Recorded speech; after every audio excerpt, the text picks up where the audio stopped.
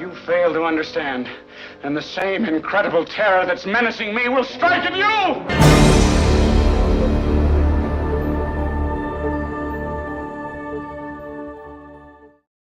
Hi guys, and welcome back. If you're new here, my name is Mitch Brisker, and I'm a former Scientologist and filmmaker working for Scientology. So, hey, let me know in the chat, guys, if you can hear me okay. I think everything seems to be fine, so we'll just carry on. So, it was recently brought to my attention that I haven't really spent any time talking about the contents of my book. I actually haven't relayed a lot of the things that are in it. And I do think that the particular person that was bringing this to my attention was thinking that somehow there was a lot of, I had observed a lot of illegal things which might be relevant in a court of law and in cases against the Church of Scientology. And I really hate to disappoint them, but I kind of mentally scanned through my book. And there's really just, that I can think of, there's two incidences of very illegal activity that I've spoken about on YouTube and in various other platforms and to law enforcement and so forth. But mostly my book is, I'm sorry to disappoint you, but it's as much about me as it is about Scientology. And one of the things that I strive to do in it is to help people understand how people get involved in these kinds of situations. And to give a kind of deeper insight into the world of high control groups and control and how it happened for me and etc. So a lot of the book is really about my own journey. One of my primary purposes was to create an authentic human experience that people would relate to, especially people outside of Scientology, because I didn't write the book for ex-Scientologists. I wrote the book for the general public, which is why it doesn't have a glossary and it doesn't have footnotes, because, you know, if I use terms like the C word, I would define it in the next sentence and move on. So I wasn't trying to do some scholarly work that would that needed footnotes, whatever. I wanted just a regular person to be able to read it. Anyway, I just want to take a second before we go on and say hello to a few people. I want to say hello to Left Food Kitchen, to Juliana, to Davlin88, to Carolyn Weristika, to Witness, to Don Lambert, and pretty much my 12 friends in the world right now. Hopefully, I wanted to read you a little bit of the front matter from my book, because I think it'll help you understand a little more why I wrote it. But one of the things, so I just want to be clear on this. If you're reading a book to sort of find out a whole bunch of criminal activity that I witnessed, I didn't witness a lot of criminal activity. I witnessed some things and I talked about them. I witnessed the behavior of a very criminal organization, and a very, very specifically one particular very sociopathic criminal by the name of David Miscavige, who I had with the unfortunate circumstance of working in and to some degree following and believing in for longer than I care to admit. So the first thing I want to talk about is how I wrote a book like this. You have to understand that I had, okay, this says, oh, dude, check my mic. Okay, I just saw that. Hold on. I think I might have the wrong mic. Oh, damn. So sorry about that, guys. Is this better? This should be much better. Anybody? Mic check? We should be good. Let me just check this out one more time. Yeah, I'm sorry. I had my earbuds in there. Oh, no, sorry. And earbuds. Okay, mic check. This should be good. This should be better. I'm so sorry, guys. I'm a little out of practice. You know, I've been working on my audiobook. Oh, no, darn. One more time. Let me check this out.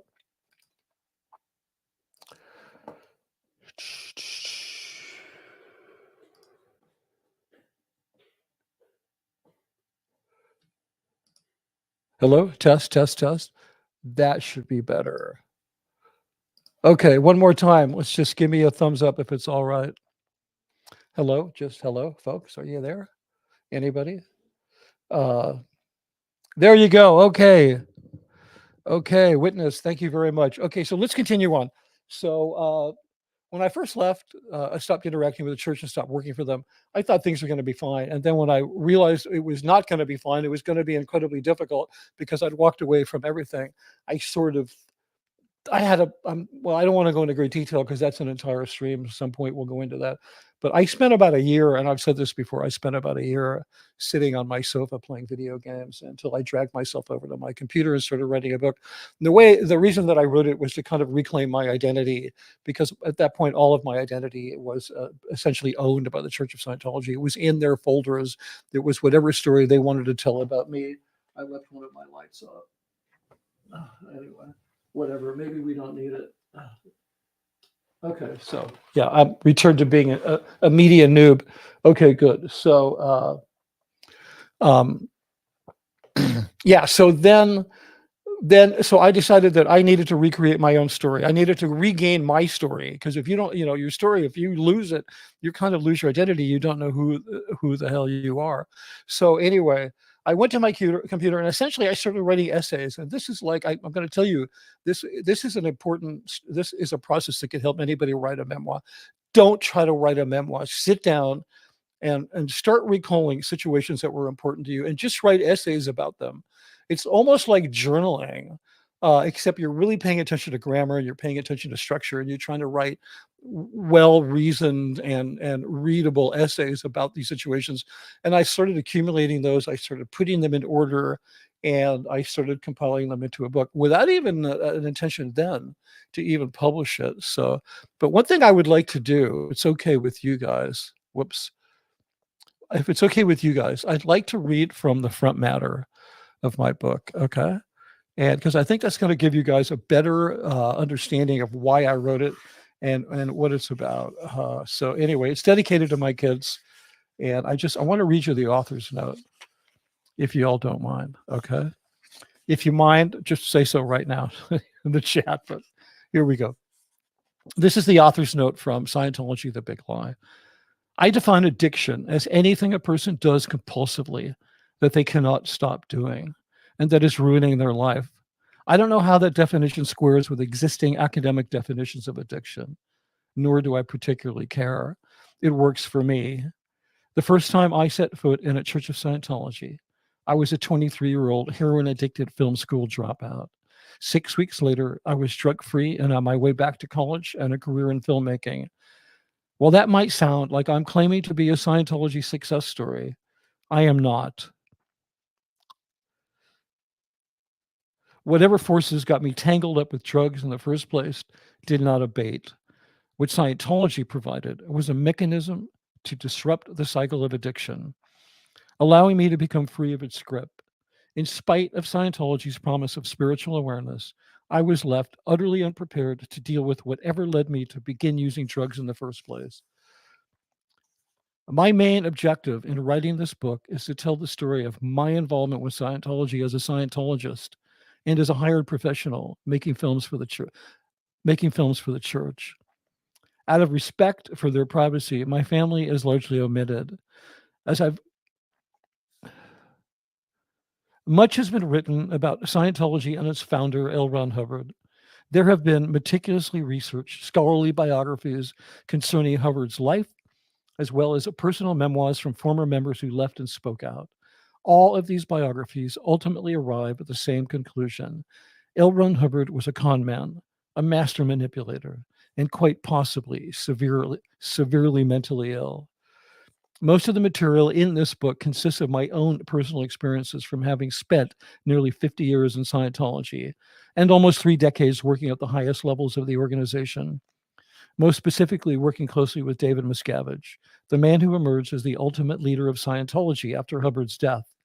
Some of the material in this book is based on publicly available and verifiable information.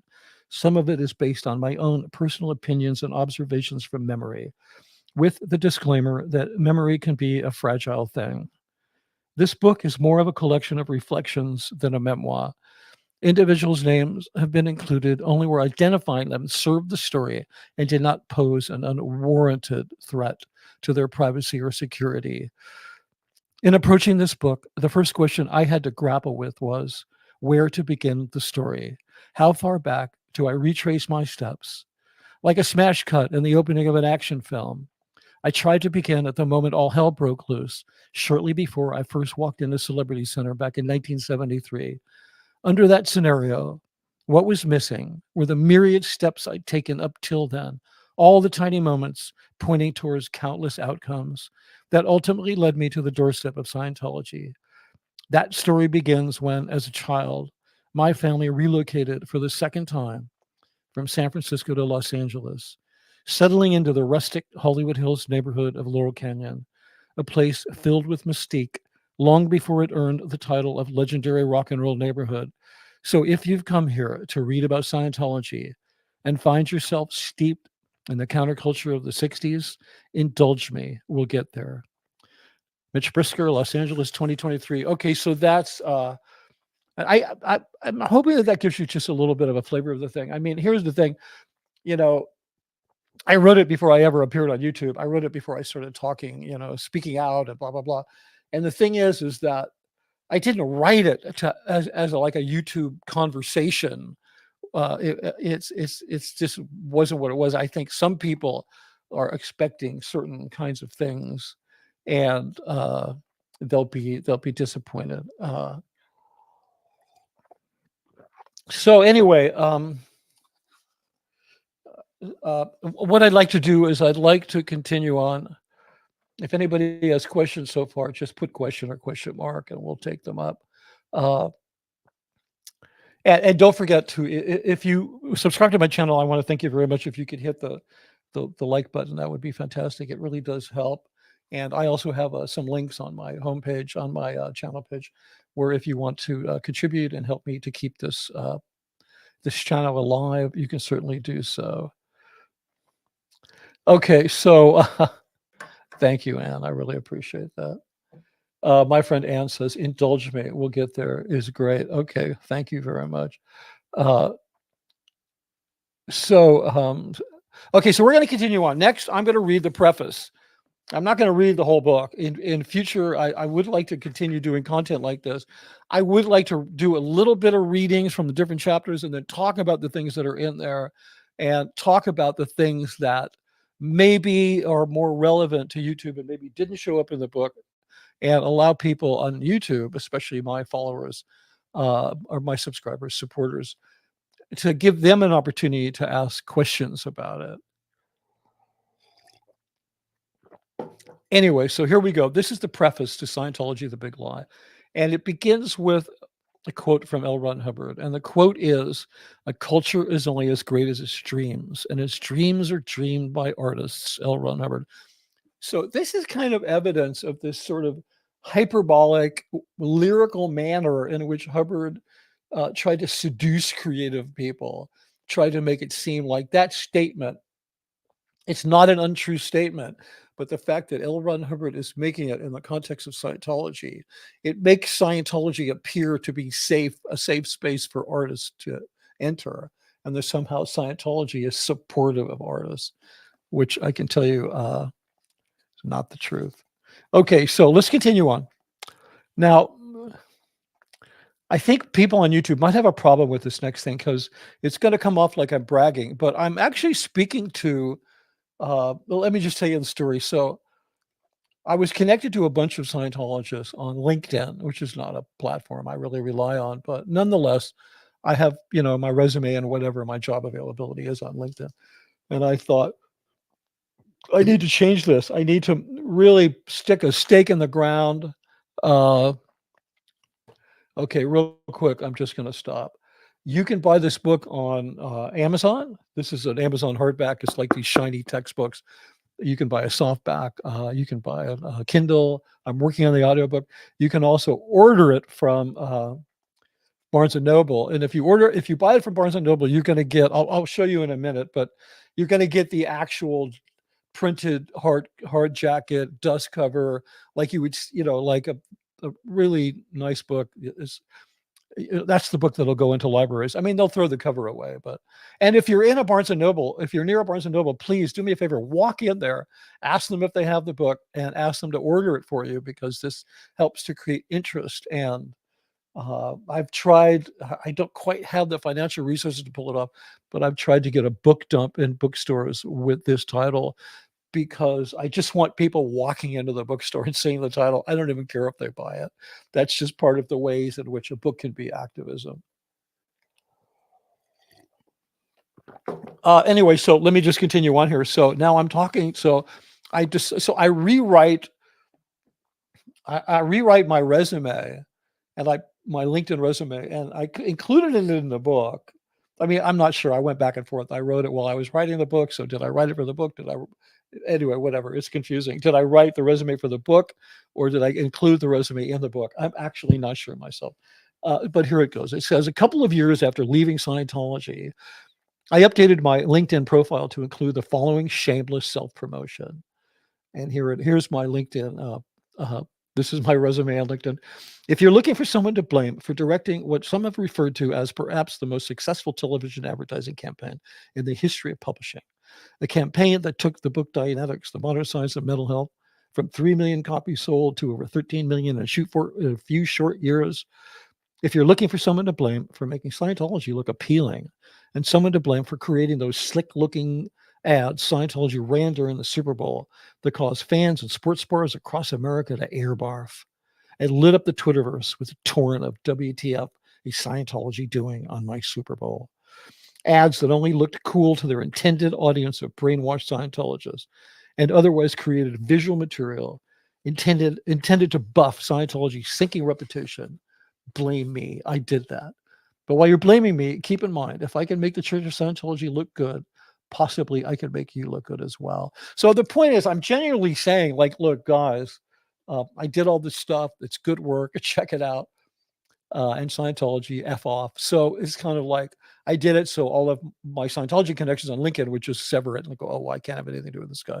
And I was hoping that the humor, and it did pay off a little bit. I mean, somebody did reach out to me, and they loved that I had this attitude about it, and they hired me to do some work and blah, blah, blah. And so it's just like, because they got it. So, but I think there's some people who might be less than kind to me for, kind of bragging about,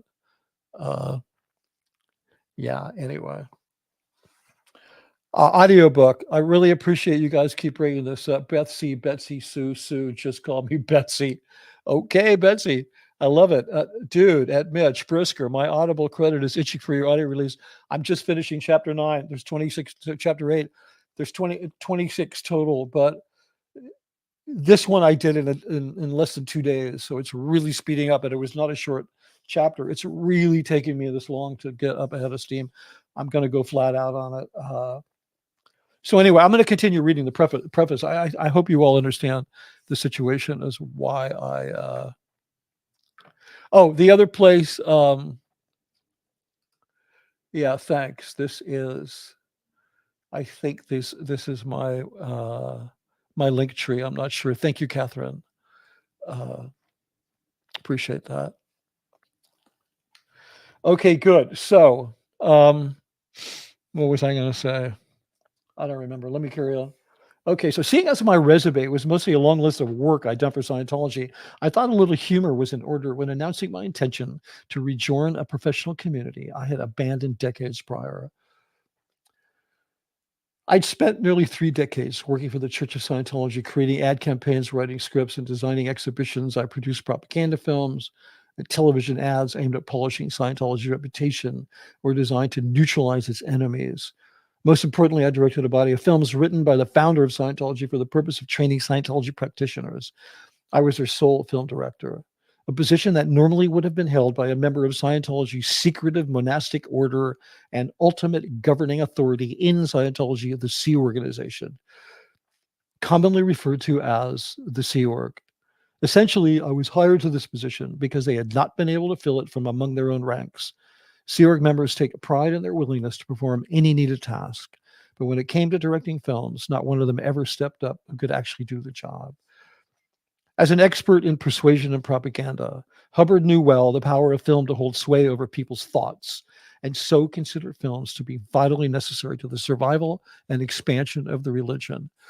I just got to stop here and tell you what's really funny to me is that when I wrote this book and I was, writing it like a year ago, um, I was still referring to Scientology as a religion, and I was still calling it a church.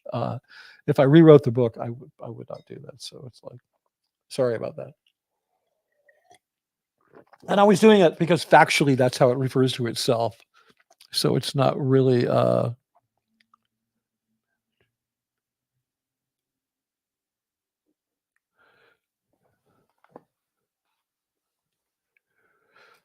okay.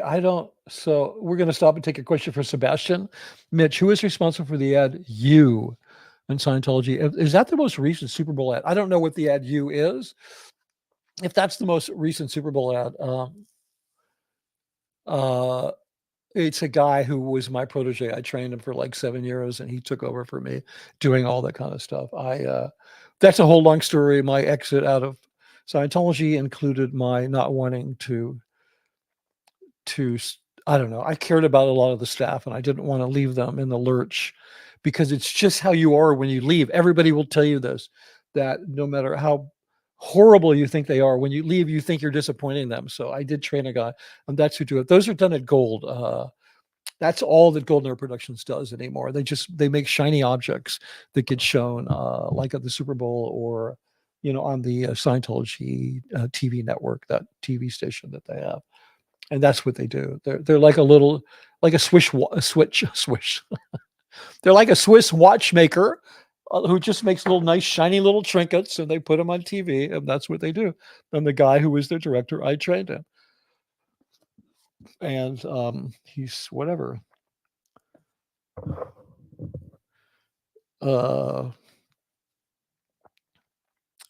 Okay, so so yeah. Okay, here we go. So this says, actually do the job. Okay, as an expert in persuasion, blah blah blah. I read that. I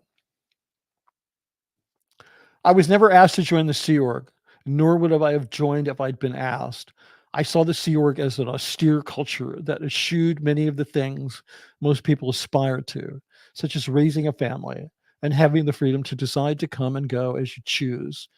Thankfully, many of the Sea Org members I respected eventually spoke out against Scientology and went on to claim the lives the Sea Org had denied them. Regardless of how I felt about the Sea Org, I eventually ascended to one of the highest official positions within the Sea Org ever held by a non-Sea Org member. Okay, so F me that happened. So yeah, truth be told, I was always kind of very much not a huge fan of the concept of the Sea Org. There were a number of people in the Sea Org I really liked and respected, and I thought they were, I mean, that organization runs the gamut. There's very smart, empathetic, effective people, and there's really unbelievably intellectually deficient people, and then there's just some people that are completely sociopathic. It tends to be these kind of extremes. There's not a lot of middle ground in the Sea Org. I thought that it was bad for the staff to have me fulfill one of their jobs at a high pay. I never thought it was healthy for them, and I was always trying to negotiate with Gold to get the hell out of there, because I'm like, look, I'm not going to join this here, and my being here is not really good for the staff. But then it was so complicated. Anyway, whatever. But what was holding it all together was that I believe in Scientology. All I had to do was stop doing that. It was like, I'm out of here. I get it. This is stupid. Let me continue on. Okay, so Hubbard considered films vitally necessary to the survival and expansion of the religion, whether to train Scientology practitioners in the verbally abusive and mental health harming procedure known as auditing, or to inform the world about Scientology's supposed benefits and achievements. Okay, and then here, yeah, I just didn't read that. I was never asked to join the Sea Org. I wrote that. Okay, Okay, now here we go. New paragraph. A carefully maintained firewall exists between a public Scientologist, the so-called parishioners, and the Sea Org. Whatever goes on in the Sea Org that is not directly aimed at convincing parishioners to donate ever-increasing amounts of time and money goes on strictly behind closed doors. For professionals such as myself, who were hired to work alongside sewer workers at Scientology's secret production facility known as Golden Era Productions, or Gold, that firewall took the form of a bubble of isolation. Well, the intention was to keep us isolated from the inner workings of the organization so that we could focus on our jobs. It also kept us isolated from the violent abuses of the church's leader, David Miscavige, who kept his vicious tendencies and violent outbursts in check when I and other non-sewer workers were present, creating a truly bizarre codependency between me and the staff who I worked with directly. The staff were dependent on me to produce films, to produce film projects. In doing so, my presence lessened the impact of Miscavige's abusive leadership style.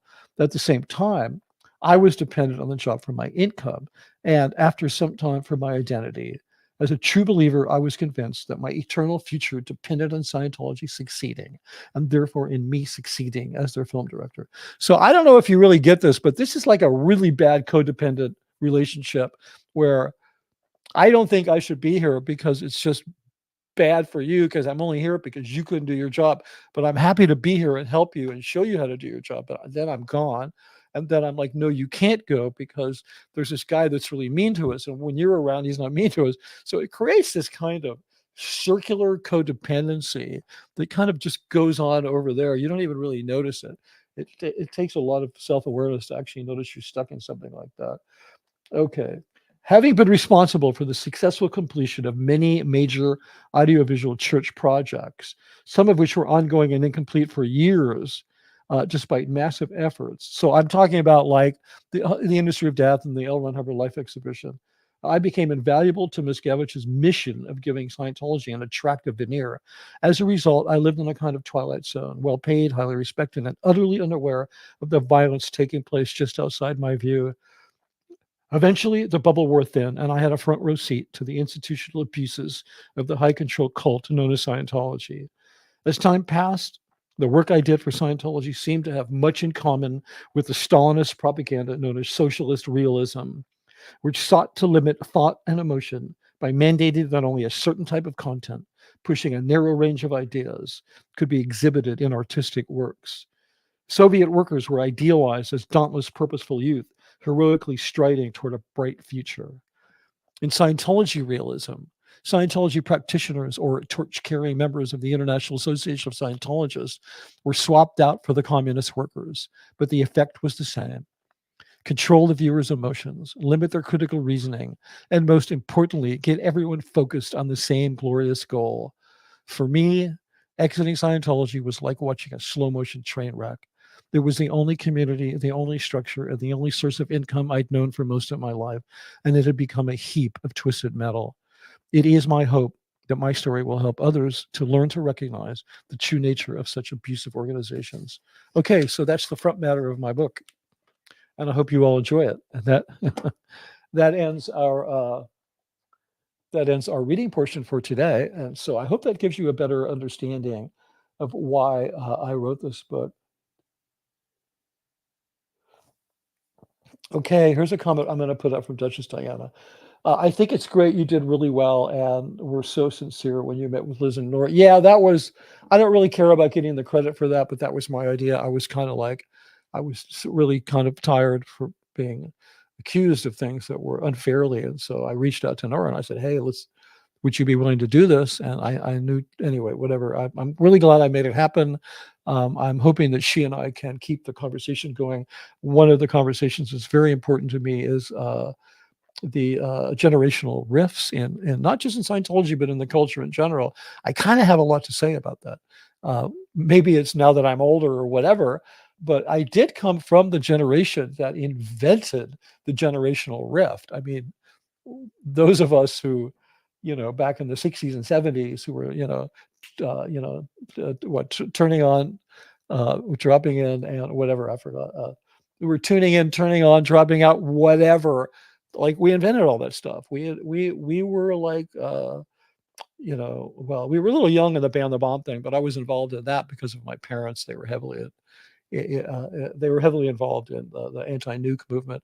So like I've anyway, whatever. I don't know how I got into all that, but Yeah, so yeah, I was saying we invented the generation gap. I mean, it was really our generation that did that, and it's a needed conversation because, and I'm hope Nora actually was sincere in response to me because she and I did talk about having this conversation and kind of keeping this dialogue up because I brought up the generational rift and then she responded to it and it's like a big deal. But the thing that people don't know about this the generational gap, the generation gap, is that it was really invented by marketers to sell stuff to people. It really doesn't exist. There's really, I mean, sure, we're different generations. We have kids, so we're a generation, they're another generation. But there doesn't have to be a rift. The rift was created as a marketing device. You're Gen X, you're the happening generation, you're smart, you're cool. They're all on social media, so they think they're the shit, but they don't realize it was their parents that invented social media. So who invented the iPhone and the internet and all this other stuff. And we all have a lot to give one another by having a dialogue. The cultures, the communities that live the longest, meaning live to at least 100 years, and have the least kind of heart disease and stress and all that kind of stuff. Those communities, I want to talk about this at some other time, but I can just tell you that one of the things that all those communities have in common is that they value the older generation the most. Not that they don't value beauty. They're not hyper fixated on youth and beauty like the way they are. So it's almost like cultic thinking to buy into this idea that there's this generation gap and that the older the generation, the less valid or important they are. Only to marketers, because as you get older, you tend to spend less money on things. You're not like a hyper fixated on fashion and all this stuff. So it's important for marketers to maintain this generation gap. And unfortunately, it can be seized on and given a lot of other meetings. But uh, yeah, so I was reading a thing about this, and the Caucasus in Russia is one of the places where they have the most people who live to be 100. And the person doing the research said, if you walked into a bar in the Caucasus, you would be more likely to find posters of the elders than you would bikini models, because that's where they're at. It's not that they don't like beauty and like youth. It's just that's not the thing that they worship above above whatever. Anyway, so Texas Audits 101 says, I think that your story is so unique and that everyone remembers things differently. It doesn't mean that you're not being honest. Yeah, I really appreciate that. People were saying, it's this weird thing. People started crawling out of the woodwork saying, you haven't told all. You and this guy and this guy and this guy, you had 14-year-olds making your bed at Gold. That's not true. I mean, what happened when I went to Gold? It's in my book and we'll get to it. But when I went up there, the young people that I worked with, and they were mostly second gens. A couple of them were around my age. Uh, but these people, they were literally prisoners. They were being sent into the galley every day. They were not allowed to make films. They'd screwed up so badly. Miscavige had gone from, we're not going to hire any pros, to we have to hire pros, find somebody. They found me, they hired me up there. So I didn't know this, but when I went up there, they let all these guys, all these second gen Sea Org, some of them, born, a few of them were born in the Sea Org. But most of the crew was born into Scientology. And so I was a little bit of a father figure to them. Like, they came out of this really harsh prison situation and we started making films and their lives were transformed. So I was like, it's like now I'm being accused of having like 14-year-old slaves up at Gold, where in fact, um, it was like everybody wanted to be on the shoot crew because that was the most, it was like you got the most goodies if you were on the shoot crew, because you were like, you had status because you were making these films and David Miscavige was really happy with you. So I was a little, then when I left Scientology, there's all these people, second generation, that are like, no, you're an older white person. You're the problem. Well, everybody in Scientology is white. So I don't really have to say that.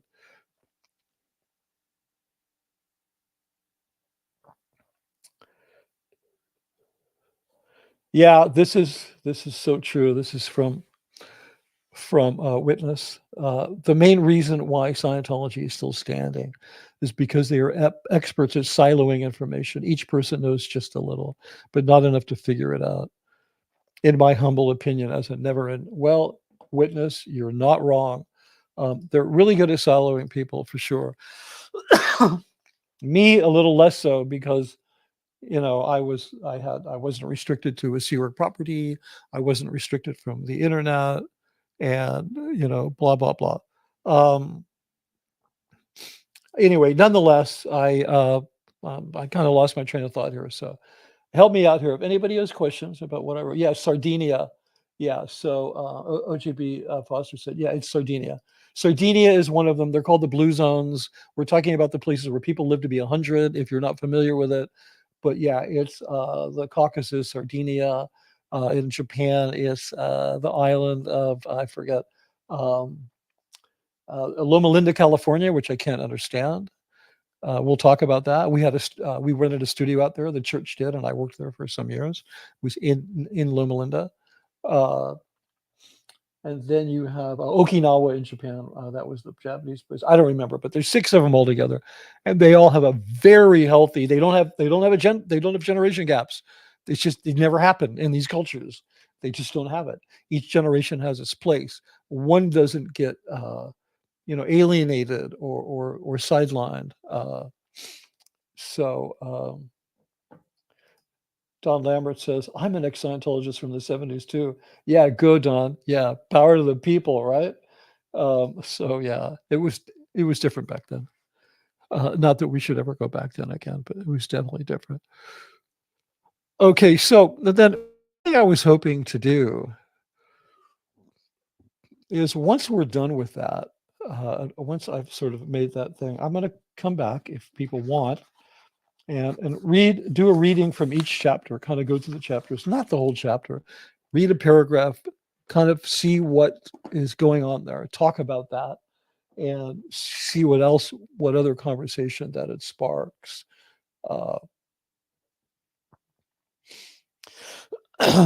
So I'm going to take a look at some of the comments here.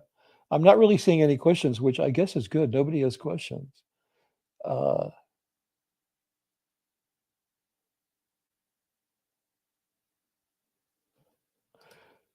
Zenlo said, I love that you two are working on it, and that's an important part. I'm assuming you're meeting me and Nora. I haven't heard back from her. I reached out to her, and she's supposed to get to me with some ideas, so we'll see what happens. But as of yet, Mrs. J said, I love this. Mrs. J said, yay, I'll read along with you, Mitch. Thank you very much. Yeah, and even if maybe we should have a round 2. I've sent a message to Liz saying, hey, why don't we get together again and we'll talk about generational differences. I think there's a lot more we could do. I think it would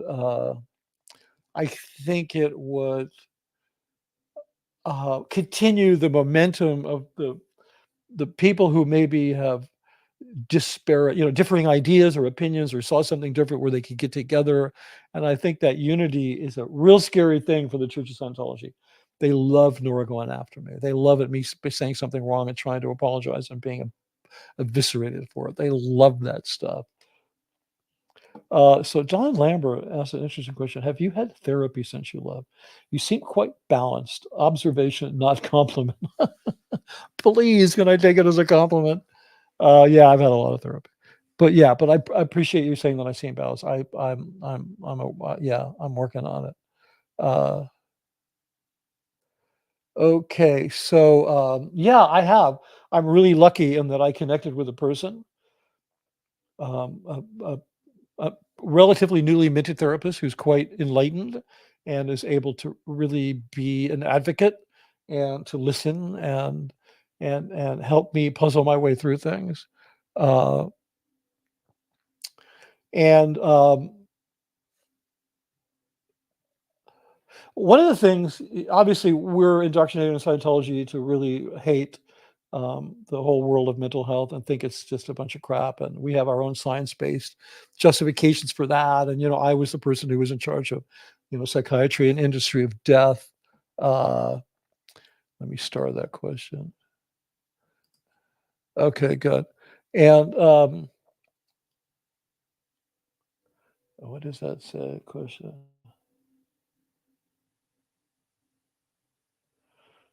Okay, we'll start that one too. Okay, good. Okay, so, but one of the things I was really so excited to find out is that I had been, kind of a student of Eastern religion and philosophy before, when I was a teenager, before I ever got into Scientology. So then I was really excited to find out that there are a number of therapists and therapeutic modalities and so forth, which include some thinking from Eastern religion, especially Buddhism. So I was really excited to find out this because I was a huge fan of what's his name? Oh God, I can't even think. The guy who introduces Buddhism to the West. I'll think of it. Anyway, this was a very positive thing for me to understand that I could actually reconnect with some of these great Eastern philosophical ideas via therapy, and that how completely bereft of any real help that Scientology is. But thanks. I appreciate your asking that, and I appreciate the non-compliment. Okay, so this is interesting. I did not know about this. Ivor Metkin said Liz Gale took down her social media. I hope she's okay. Uh, and here's an interesting question. This is from Rachel. She says, what do you think the best way for you to move forward and contribute as well as make a future for yourself? Netflix series, maybe? Yeah, I don't know. I mean, I can tell you the best way to move forward is to move forward. I mean, it's not like I'm sitting here trying to calculate a plan for the best way to move forward. The best outcome for me would be to probably find a way to never have to say the word Scientology again, I guess. I don't know. I mean, I definitely have, yeah, I'm working on some things. I'm not going to go into it, but I think the best way to do it is the way I'm doing it. I mean, don't try to second guess yourself. Uh, It's like I've sort of embarked on this journey. It's a mental health recovery journey. It's a spiritual religion, not religious, but it's a spiritual awakening for me. Leaving Scientology and the crises that occurred in my life afterwards were what I would refer to as a transformative emotional event, meaning it's an event that sends you on a new trajectory where you're actually beginning to do the work to find out who you are and why you act the way you do and why you think other people might be responsible when they're not. And it's been great. There's a lot of people sleepwalking through life and they never have an urgency to try to find that. And some of us who've had, end up in the dark night of the soul, as they say, or in the long run, fortunate because we end up at a much higher place because we had to. Um,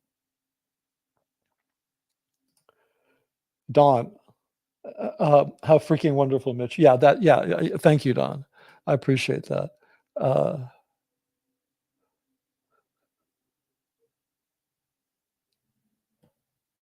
okay, good. Okay, look, you're new to my channel. Well, thank you very much. You've missed a lot of fun over the past almost 1 year. Please subscribe and hit the notification bell and the like. And as long as I can create something interesting for you, and when I no longer do, then you can unsubscribe. Uh, okay, here's a comment from OG Foster. I love your collaboration with Mark, but I hope you can get back to your profession in the real world. I am to some degree, hoping that I can engage even more. But thank you. I appreciate that. And I have to tell you, the first three chapters of my book, and we'll get into it, they're about my experience from the age of, growing up and then getting into drugs and growing up in Laurel Canyon and blah, blah, blah, blah, blah. And so they're part of a screenplay that I wrote that's not me. It's kind of reflective of my story. And that would very much, so I took all the work that I'd done on that and I turned it into the beginning of my book. And I am getting back to that screenplay, and it will have this cult component in it, not Scientology, but I think people will get it because, um, so yeah, anyway, regarding Mark and I'm hoping we can collaborate again. We'll probably just do it as videos and upload it, but the atmosphere on YouTube in the ex-Scientology community, it's kind of changed. People, they don't necessarily want to hear Mark Headley and I talk about all the fun we had making films and how stupid the films were we were making, but it is a thing. fortunately, we're both free enough that we can look back and, we can have these moments. Yeah. Rachel says, thank you, Rachel. Thank you, Mitch. Just moving forward is sometimes the best we can do. Absolutely. It's, I heard somebody say, and this is so true, is like, if you're experiencing pain, there's a very high likelihood that pain you're experiencing is a product of growth. It's like when you get off of drugs, it's really painful. Uh, so yeah.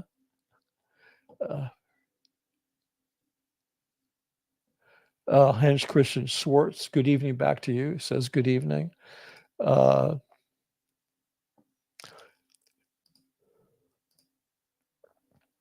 I don't even know if I can pronounce this. Lulu Baru. I love the videos you made with Mark. Yeah, they're a lot of fun.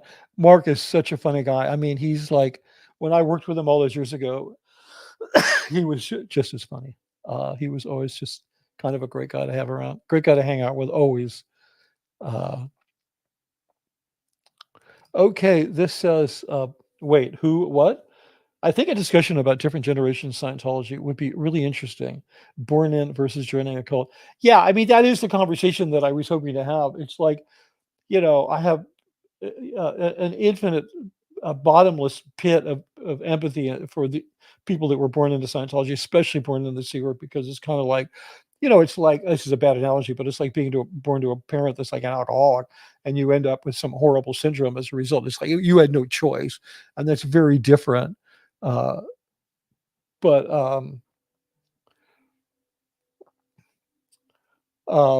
yeah, it's I think it's like, especially a lot of us, who, excuse me one second.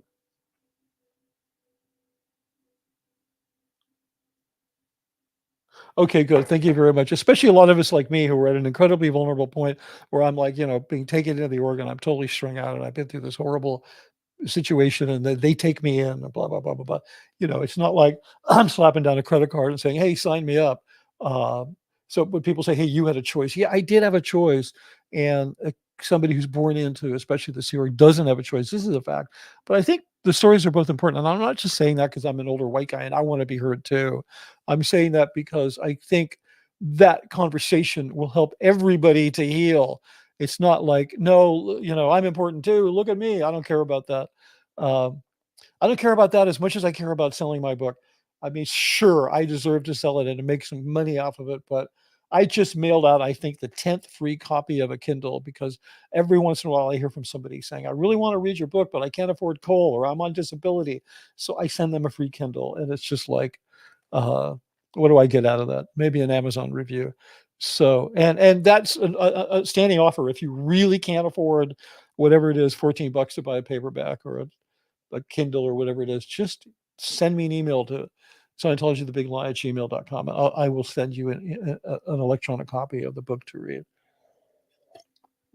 I only ask that you don't share the file and that you give me an honest review on Amazon. So, da, da, da, da, da, da. Okay, good. Moving right along. Any more? OBG Foster says there is also a generational thing where the clock starts after leaving. Janice got overboarded, but she's over the bitterness. Yeah, that's true. She's well over it. I mean, I'm not, because I'm still struggling career-wise and all that. So I don't know that it's bitterness. I'm not over feeling shameful for having made the mistake to do all that and then, stick around for a long time because I didn't want to be unemployed. I wanted to kind of solve the problem, make it comfortable for myself, which is kind of, not necessarily the heroic way out. Uh, okay, here's one worthy of being taken up. OBG Foster again says, thank you for the question. What was the age of the youngest person on a shoot crew? So you're talking about what was called the main unit shoot crew, which was the shoot crew I worked. I mean, there were other shoot crews. There were these 3-man teams that would go around the world and shoot the documentaries. Those ended up being redeployed to Scientology Media Productions, no longer at Gold. And then there was a second unit, kind of they shot events and things like that. But the main film unit, which was my unit, I'm trying to think. When I first went, there was a gaffer, a lighting guy. I'm not going to say his name because he's not spoken out. Um, who was born into, actually, I think he was born into the Sea Org, minimally born into Scientology. And I think he was 15. And he had managed to get himself to gold. He, by the way, escaped when he was about 20 with $500 in his pocket and nothing, lost his family, lost everything, and went on to become hugely successful in the world of film lighting to a point where it's like unbelievable. But there was him, he was 15. There was another girl who was in the camera department who was also 14 or 15. And I'm trying to think if there are any others. Not that I can think of. There were those two. If there are any other teenagers, and then those guys grew up. The lighting guy escaped. The girl is still there, and no kids came up to replace them because they were done with kids, and then people were just getting older and older. I mean, gold is like it's going to end up being a home for the elderly Sea Org members because it's like the youngest person up there is like 40. And then the next youngest person is like 50. So it's like, it's crazy. But anyway, that's, I'm pretty sure that was the youngest, 14, 15. Pretty sure everybody else was either 18 or older. And then I'm trying to think over the years, no new teenagers, as I said, came in because that cohort at Gold was only growing older. They weren't being replaced by younger people. The younger people, as I understand it, are being recruited for Class 5 orgs. So that's that question. No, I didn't pay for anything. OGP, okay, no, we did that one. Hide current one, okay. This one says, early riser wants to know, did I have to pay for courses? No, I didn't have to pay for anything. I would sign, like staff members would sign, they call it a no charge invoice. You'd be invoiced for the course or the auditing, whatever, when you took it. And then this is how they calculate your freeloader debt. They're not going to give me a freeloader debt because they would have by now. They just sent me an FU letter that because I supposedly violated some NDAs. I should read that letter again. A lot of you probably haven't heard it. I don't have it near me, or I would read it. I can't read all of it because some of it's just too batshit crazy. I wouldn't do that to myself. Okay, so we did that one, but no, I didn't pay for courses, and but I didn't get anything out of them. I mean, they could. Yeah. Anyway, they can't do a free. I don't know why, but they just don't do it. I didn't do that much in terms of. That's the other thing. Once I went to work for Gold in 1990, I had gone up to like OT5, and I had done a bunch of auditor training and some other courses. I didn't do any more Scientology when I got to Gold. I just didn't. I didn't have time. And then after a while, I kind of really lost interest in it, in doing Scientology. So yeah, okay. So I tell you what, on the next stream, I'll pull the letter out again and we'll revisit it. This is, if you've heard all the controversy about that I made a lot of money, it's because I shared this letter with another creator, and that creator decided to kind of talk about it like, oh, well, you were just up there from, anyway, it was whatever. You don't always know who to trust. Okay. But yeah, I'll read it again, but that's where that came from, because they were like, we paid you $8 million. Which, yeah, we can discuss that because, honestly, it was, they don't have the records from when I worked at Scientology Media Production. So it's probably even more than that, but really, does it matter? I mean, it's just like, I got paid so much less than I would have made. I'm not particularly financially secure at the moment. I had a very expensive divorce. I had all kinds of things going on. You can say, fuck me because I wasn't that great with money. I'm not. I was good at making money. I wasn't good at dealing with it. And when you consider the unfortunately the amount of money that I enabled the church to make, I mean, so much of the work that I did is still there, still being used, still, still bringing in money, and still, helping for the unwary, uninformed to think that maybe Scientology is okay. And I don't know what they're complaining about. I mean, I made them hundreds of millions of dollars, and they're like, anyway, whatever. So yeah, I'll read the letter, but it has, yeah, maybe I'll read more of it now than I did before. This says right here, Don Lambert says, I only knew you from the last 2 weeks, and I don't know any garbage from the others. I don't watch them. Well, thank you, Don. I really appreciate your being here and saying that. Okay, and Barbara tries. I want to say. I want to say it's in thetas. I tried to get your email from YouTube, but it never showed. I'm not sure. Are you talking about my email, Barbara Tries? Because you have my email. You must be talking about something else.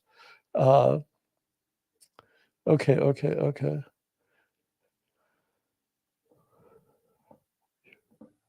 Okay, this was, oh man, what was I talking about?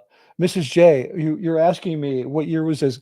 By the way, I'm very bad at time track. Like I don't, when I was telling the story, which is one of the two highly illegal things I witnessed in Scientology at working at Gold, when I was audited by that 14-year-old girl under Marty Rathman's supervision, and she was being exposed to verbal SA of a felonious nature, and I was dragged into that. And I have to say that the reason that they picked a 14-year-old girl to do that to me was because I'm an older white guy, and they know that that's just torturous to, that that's just cruel to do that to a person in front of another person. It's really intimidating. But like when I told that story, I didn't say, oh, that was in the late 90s. I completely forgot the time track on it. So I was, anyway, whatever. But what did you mean there, Mrs. J? If you could just put another thing in about what year was what, so I can tell you. This is so funny. It's like a cult for psychos and autistic people. Oh, you mean Scientology? I don't know. That could be. I don't know. Uh, I neurodivergent people do tend to be more susceptible to being gaslit. So, and to being love bombed. So that could possibly be true. Although I have a lot of neurodivergent friends who were more than aware enough to never join a cult. Uh, Now, here's the thing. This is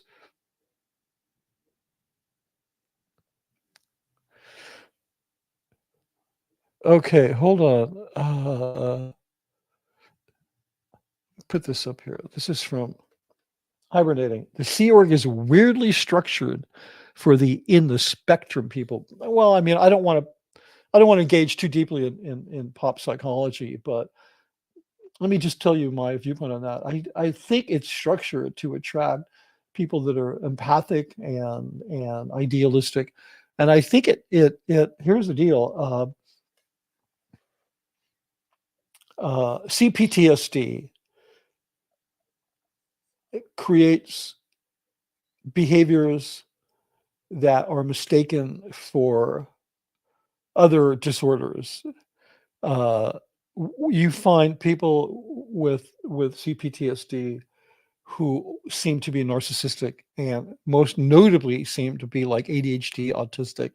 It's a thing that happens from the trauma. And so I think the reason, in my view, that you see that is because you're seeing a lot of people, everybody in Scientology, and especially if you're in the Sea Org, is in an environment at which emotional abuse is the what is considered normal. The benchmark of a normal emotional abuse is so high, it is impossible to spend any time without experiencing complex PTSD, and as a result of that and of being in a hyper alert uh, um, state that it puts you in, you will tend to exhibit kind of ADHD symptoms and autistic symptoms. Um, that's just a fact.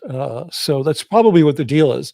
It probably, because I know for me, I mean, this is a whole nother subject, but if you know anything about attachment theory, I mean, when I went into Scientology, uh, or before I started working for them, because that was the worst of it. Being a public Scientologist wasn't as bad as working at Gold. That was just horrific. Uh, I was very much, if you are familiar with it, I was an avoidant kind of attachment person. I valued my own personal freedom much higher than I valued intimacy. And then over time, interacting with Scientology, being in a cult or an abusive relationship, you'll start to be your attachment style will start to shift to anxious because you become anxiously attached to that group, and then that becomes your attachment style. Uh, so anyway, I hope that's just my comment on that. You could be right, but my comment is because I think I see people when they come in that are incredibly normal and enthusiastic and bright-eyed and bushy-tailed, and then you see them over time become these kind of like these sort of like have these problems that could be confused as being neurological. Hey, L Staggs. Hi, I'm catching up here. I'm catching up to the live here to learn and support you, Mitch. Thank you very much. I appreciate that.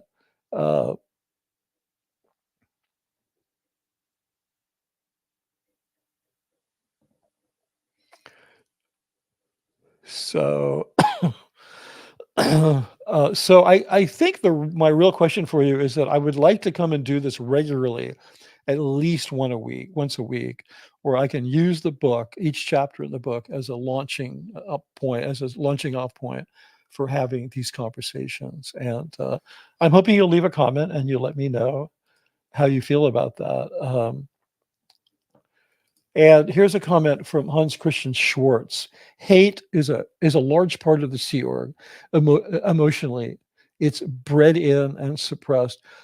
Yeah, I mean, there's a chapter in my book. It's called the scientific basis for hatred, and I was specifically, when I wrote that, it specifically aimed at Hubbard's views on the LGBTQ community. But beyond that, if you study Scientology's tone scale, which Scientologists considered settled science, that entire tone scale gives you many rationalizations for why you should hate people. So in that sense, it's not that it's part of the Sea Org emotionally, it's part of Scientology. It just gets amplified in the Sea Org because when you take on the mission of saving the world for $50 a week and you give up everything and you accept your job as your identity, it makes you to some degree mentally and emotionally unstable.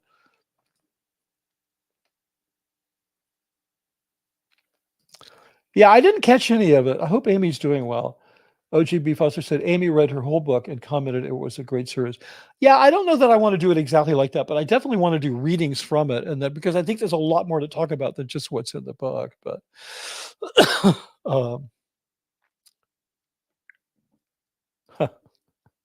my favorite number is 3. Don Lambert said, Mitch, more than once would be great. My favorite number is 3. Okay, good. We shall do it at least 3 times. So I'm trying to think if there was anything to cover with you guys today, and I think that's pretty much it. So if you don't have any further questions, this is your last chance to get your questions in. So yeah, just remember that, hold on one second here. So a couple of little things here. You can contribute to this channel directly at PayPal, mitchbrisker@gmail.com. You can, if you subscribed, I really appreciate it. And the Scientology, the live merch, you can get it on YouTube. I've got some mugs and some T-shirts with artwork from the book, which artwork that was developed for the book, like this crazy thing, and some other artwork that was developed for the book that we never used, and we turned it into merchandise. So you might want to take a look at that. And you can support my journey to hold Scientology accountable. You can buy me a coffee at mitchbrisker.com. And so that's kind of the housekeeping there. So let me see if we have any. Thank you very much. Thanks, B, for the super chat. Would you rather watch a tree grow or a knee grow? I don't know that. I'm not quite sure what that was all about.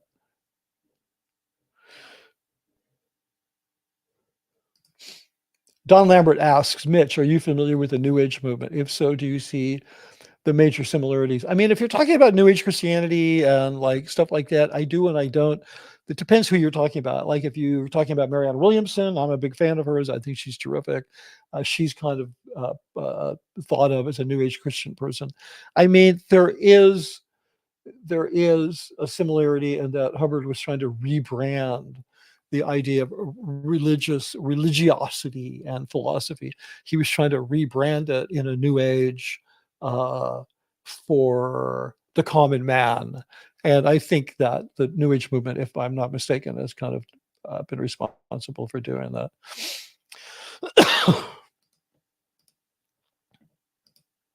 Okay. Yeah, I agree. That was kind of low. I should have read it before I put it up. Sorry about that.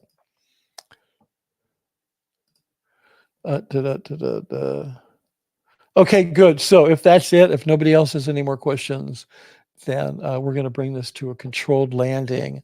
And do me a favor, let me know. I would really appreciate it. Let me know if you would like this to continue. How would you like it to continue? If you have any questions, I'm seriously thinking about, let's bring this up. Let's give me an opportunity to use my book as a kind of a platform for discussing what my experience was, because I think that might be a much honest way to do it. So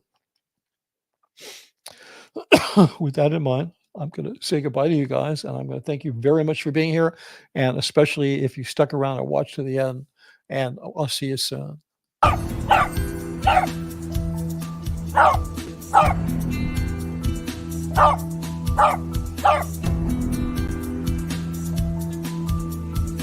Oh!